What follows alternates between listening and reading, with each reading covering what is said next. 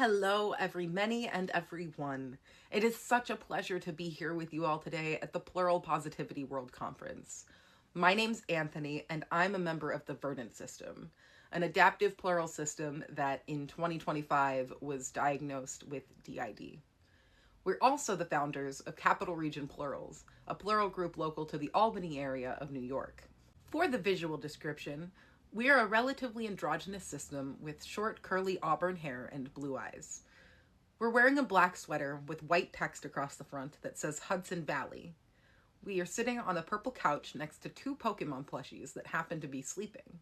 On our right is an Espeon, and on our left is a Vaporeon. Since our system discovery, we've had a focus on finding our individual places within the world around us. It certainly hasn't been easy, but it's genuinely been one of the most rewarding steps we've taken in our healing journey. If y'all are here, you're likely wondering what we've done to live openly as a plural system. Before we can get into details about the steps we took to get where we are, we first have to start with our formative years. Our body was born in 2003 to an extremely dysfunctional family. Our father gained custody of us shortly after we were born, which was the start of a years-long battle between our parents. That led to some of us having a very strained relationship with them, since they seemed to be more focused on harming each other rather than nurturing our development. Unfortunately, school wasn't the safest environment for us either. We all know that kids can be cruel, which unfortunately led to some incessant bullying throughout our formative years. Especially considering that signs of our plurality started to emerge very early on. Our experiences ranged from the presence of imaginary friends, to bouts of amnesia, to even full of dissociative fugues. Though we didn't have the language to describe what was happening to us until we met our stepfather's mother. She had two distinct identities that would take control of her life in different situations, though it was normalized in our family as nothing more than an odd quirk of hers. Sometime around 5th grade, after our mother managed to regain custody, our father passed away. It was very difficult for a lot of us since we were much closer to our dad. In 2016, the movie Split was released. Damien, one of our members, had managed to put the pieces together. As it turns out, he had known that we were a system since we were about a year old, though, again, he didn't have the language to fully describe those experiences until he saw that film. Unfortunately, it was a very stigmatizing portrayal of DID, which further solidified Damien's decision to keep that information from the rest of us. 2 years later, we were kicked out of our mother's home and sent to go live with our godparents. While there was more support to be found there, it came with its own set of challenges. Shortly after we turned 18, we moved far from our home state after a series of traumatic experiences that we won't go into detail with on here. From there, we moved a few more times for similar reasons, from Indiana to Florida, back to Indiana, then to Iowa. Then one of us impulsively joined the Army, where we then got sent to South Carolina. Unfortunately, we had a lot of health issues pop up while we were in the military. We started to pass out frequently, and the cause was later revealed to be something called dysautonomia, which is a dysfunction of the autonomic nervous system. After we were decided to be both too physically and mentally unstable to continue with our training, we went to go live in New York with our partner at the time. There wasn't a lot of support to be found in that relationship, and it was a while before we were able to take time to process everything that had happened to us. As we started to gain more independence from our previous partner, we were really able to kickstart our healing journey. We started attending therapy once a week and even had to stay in an inpatient facility before we found our current psychiatrist and were diagnosed with ADHD and autism. We were still learning how to manage our neurodivergencies when we came across the concept of TID for the second time. While our prior diagnoses of autism and ADHD explained quite a bit, it was like there was finally a solid answer for what had been happening all of these years. As it turned out, the amnesia, loss of time, and incessant chatter droning throughout our headspace was more than just an odd quirk. When the majority of us found out about our diagnosis of DID, we decided it was not going to be something that we hid from others. We had already been diagnosed with autism and ADHD, which carries its own stigmas and misconceptions. Our previous host, Willow, had realized that a lot of us had never gotten to experience the small joys of life. Things such as feeling the sun on our skin or even eating a really good slice of pizza were entirely foreign to the majority of us. She wanted us to be able to have those experiences authentically, and that's why she decided to start living as openly as we do now. So what does living openly plural look like for us? The first person we told about our diagnosis was our partner, who was very supportive about everything. He started using plural pronouns to refer to us and was very happy to explain everything to others. Our therapist recommended that we take a look at all of the resources that the Plural Association has available, and we were able to join our first DID Awareness Day conference. There, we got the pleasure of connecting with this wonderful community and even meeting the system that would become our closest friends. Shout out Abstract House. Thanks to TPA, we were able to deconstruct our preconceptions of what it means to be plural. We came to the understanding that plurality has such a wide spectrum of experiences and expressions, and that we didn't have to be ashamed of our experience as a plural system. That was one of the reasons why we collectively came up with the idea to document our system discovery on social media. As we began to get more and more comfortable answering questions about our plurality in videos and on streams, we found ourselves being more inclined to express ourselves offline as well. When we decided it was time to share our plurality outside of online spaces in our immediate circle, we decided the accommodations team at our college would be a great first start. It was an overwhelming experience for some of us, as we had only shared our plurality with those who we knew would understand to some degree. After all, we had only been open with those in our immediate circle and niche online communities. Despite those fears, we managed to push through and get our much-needed accommodations. Things such as longer test times and extended due dates have been extremely helpful in our academic career. Since we had decided to be open about our plurality in our academic life, we were given the chance to teach our abnormal psychology class about DID. We came up with a short presentation about the disorder and how we've learned to function as a system. It was such a cool experience to be able to connect with our peers in such a way, and we really hope that we get the chance to do it again next year. Speaking of connecting with our peers, we were lucky enough to virtually attend the Healing Together conference this year. After listening to a presentation by the Node System, we decided to launch our local plural community. Capital Region Plurals hopes to connect plurals from across the capital region of New York and has been fairly successful so far in doing so.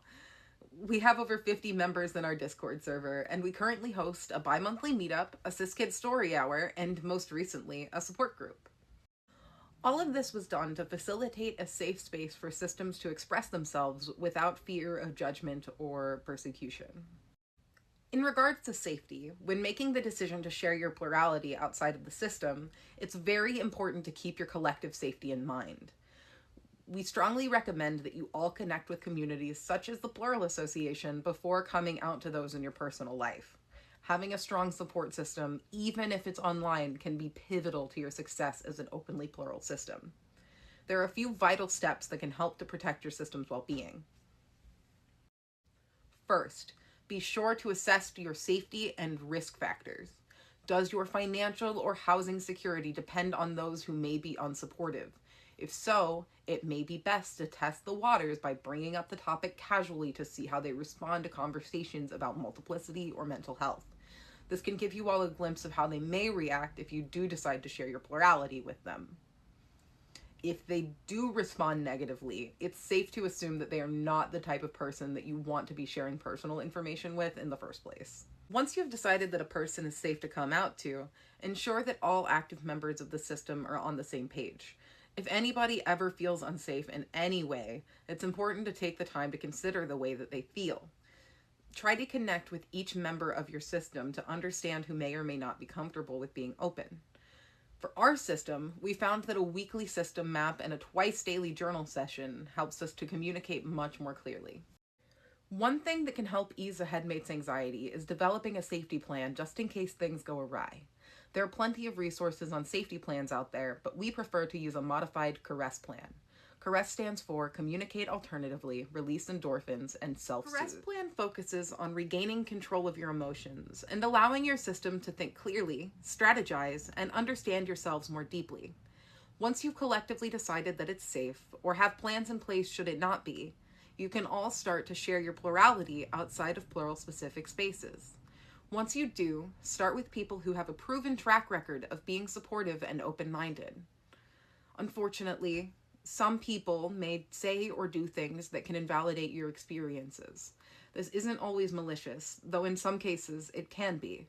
Having security in your identities is paramount to your success as a plural collective. Another thing that is incredibly important is to have someone in your collective that is prepared to educate others on the basics of plurality. While it's certainly not a requirement to answer every question that you're presented with, just being open about your experiences can really help to spread more information and awareness about your plurality as a whole. It can even help others to come into the realization that they themselves might be plural as well. One of the biggest things that can help others to understand better is to relate plurality to films such as Inside Out. While the movie shows what is better characterized as an internal family system, it can still help to break down the monomind belief system that we were all born into. Internal family systems is another great place to start, as it depathologizes the experience of plurality and assumes that everybody has parts of a multifaceted personality at a minimum. The Plural Association also has an excellent zine that explains the spectrum of plurality that we often share with folks that are interested in learning more. Here are some questions that singlets often ask us when we bring up plurality. Now for a little bit of a disclaimer, some of these are silly, but they have come up. So number one has got to be, is it like the movie Split? No. No, it's not like the movie Split. Don't even let them try to make that comparison. Following that up is, do you have an evil alter, and are they going to hurt me? If you keep talking like that, maybe. I think another one that we've gotten is, what is it like being a system? We always describe the car analogy. You know how there are those student driver cars where there are a wheel in like the passenger seat and in the driver's seat? Imagine that, but there are wheels in the back seat and there's a wheel in the trunk, and the guy in the trunk just thinks it's real funny to just like off to the side. So sometimes you just crash into a tree and you have no control over it. And finally, how many headmates do you have? That is up to you whether you want to answer that honestly. You don't have to. It's really up to you and your system whether you want to share that actual number. Another thing that is crucial to your collective success as an openly plural system is to have an idea of what behaviors you would like to see out of those you share your plurality with. Here are some questions to ask yourselves beforehand. How do y'all want to be addressed? Would you all prefer the body's name or individual members' names? Does that vary from member to member? Would you like others to get to know each member individually? What does that look like? Do you want others to know when you've switched? How do you all plan to share that information with others? For us, we wear fronting pins or bracelets to let others know who's in front, though this may not work for larger systems/collectives. Here is a fronting pin. It's a little backwards, but it's fine, whatever.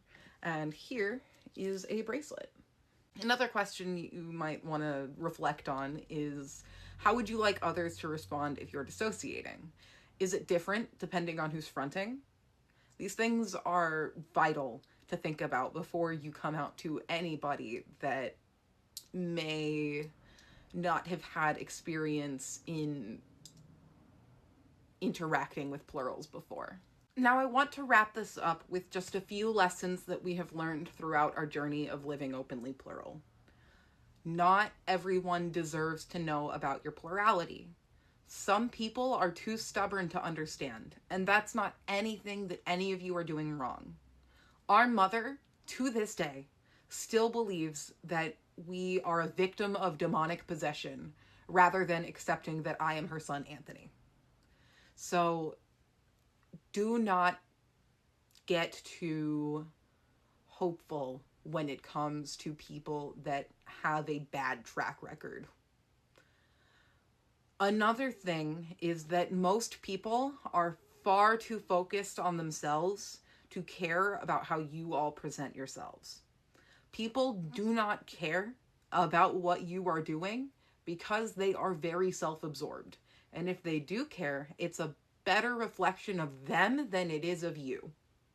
With all that being said, I truly hope that this was a helpful presentation for you all. We really struggled to get this one done. It was really, really hard since we've had a host change in the last year. So we really, really appreciate all of your patience and understanding in this process. So thank you all, and I'll see you all in the Q&A.